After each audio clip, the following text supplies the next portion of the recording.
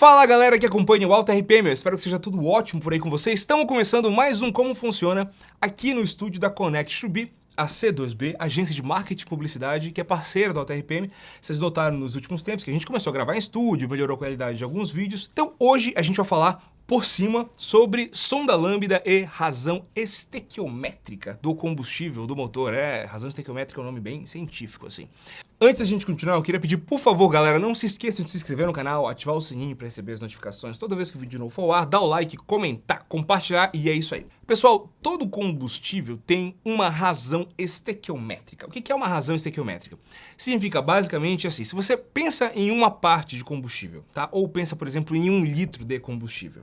Cada combustível vai precisar de uma determinada quantidade de ar diferente para ele ser queimado. Então, para quem lembra aí das aulas de química da escola, eu certamente não sou uma dessas pessoas, mas lembro de uma coisa ou outra, cerca de 78% do nosso ar é composto pelo quê? Nitrogênio.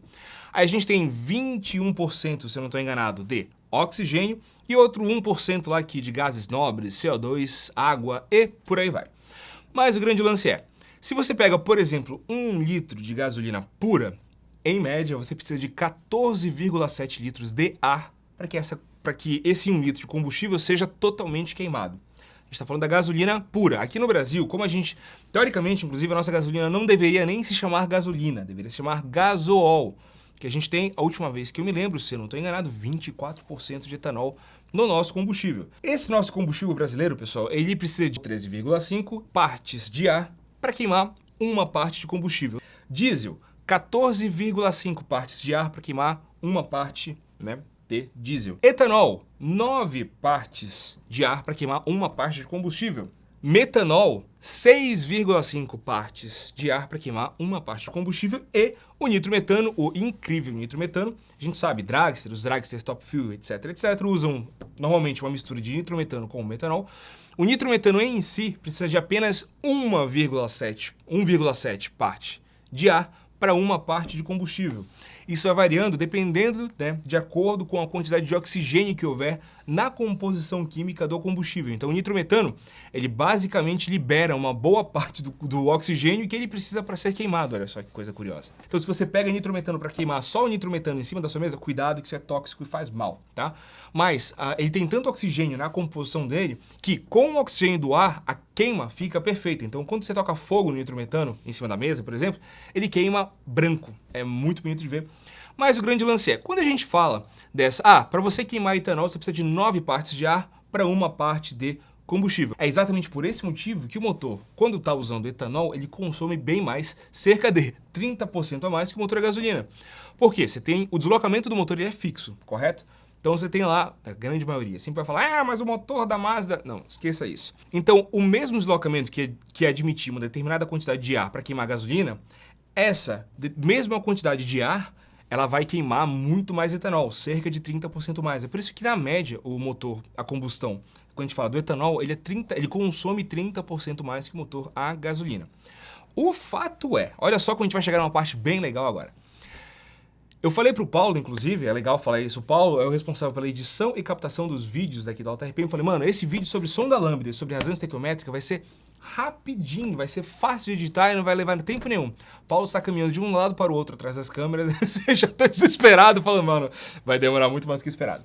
Mas vamos continuar. Mas agora a gente vai chegar numa das partes mais legais, onde a gente vai casar, olha só, a razão estequiométrica com a lambda, pessoal. Se você vai fazer uma combustão, por exemplo, de etanol, como a gente falou aqui. O etanol precisa de 9 partes de ar para uma parte de combustível.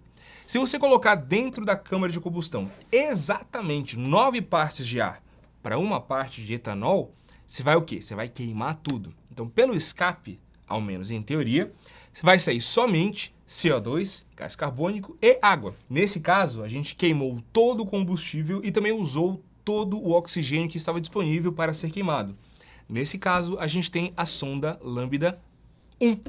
É exatamente isso que vocês conseguem ver, vocês podem observar em alguns carros, como o Gol, por exemplo, que eu tenho de track day, que eu boto ali do lado do painel, um medidor de sonda lambda.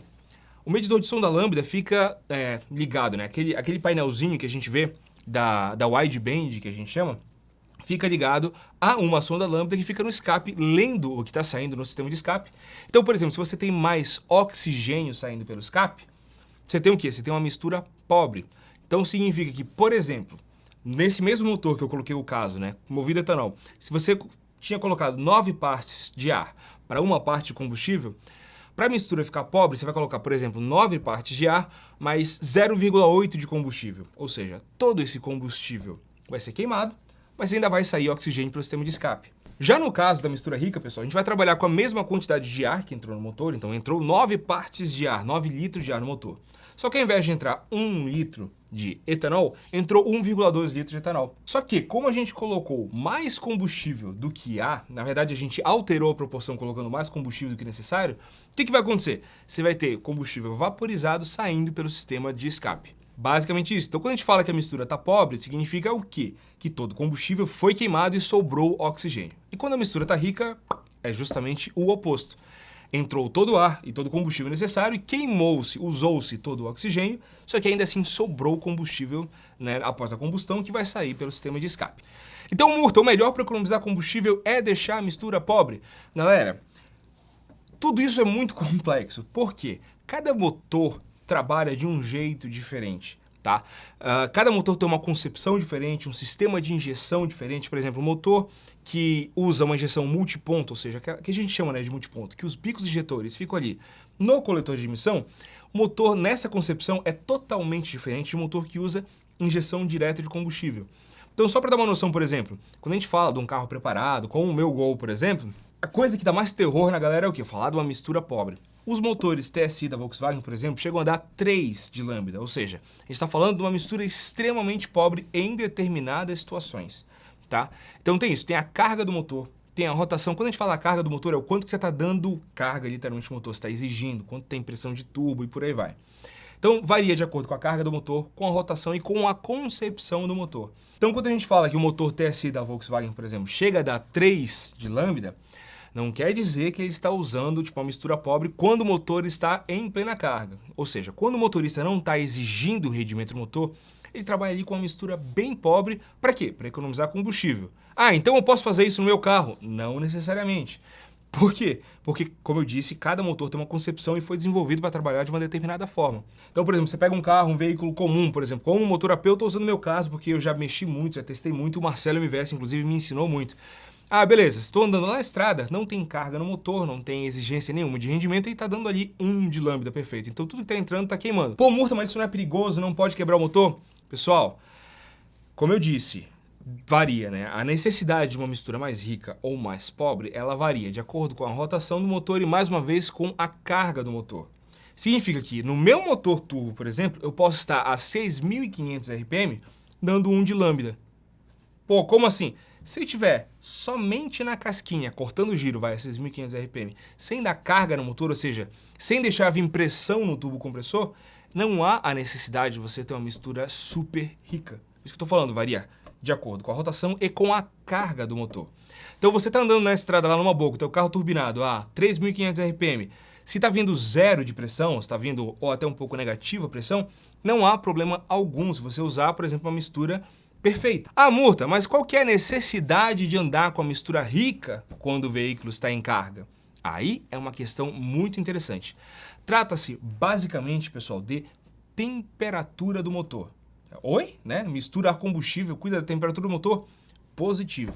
Lembra, né, que a gente, motor a combustão, ele admite, comprime e queima, né? Você tem o momento de expansão da queima e depois a exaustão. Então, nesse momento da queima, a gente gera uma temperatura enorme e quando o ar está sendo expulso, expelido, né, da câmara de combustão, de dentro do cilindro, na verdade, passando pelo cabeçote, ele está numa temperatura altíssima.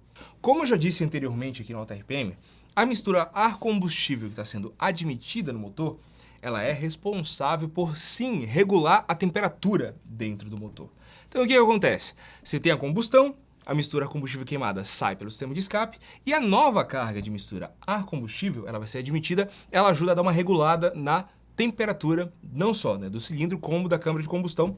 Então, esse combustível vaporizado, né, que entrou novo no cilindro do motor, né, e que vai ser comprimido pelo pistão ali na câmara de combustão, esse combustível vaporizado, pessoal, ele ajuda a retirar temperatura da cabeça do pistão, das válvulas e tudo mais, quando, né, há esse contato com essas partes. Então, quando há carga no motor, quando há pressão no tubo compressor, quando o motor está trabalhando ali no limite, na exigência máxima de rendimento dele, a temperatura interna do motor sobe muito. Então, quando a gente fala, pessoal, dessa necessidade de ter uma mistura rica, quando o motorista está de pé embaixo, está vindo pressão no tubo compressor e tudo mais, qual que é o lance?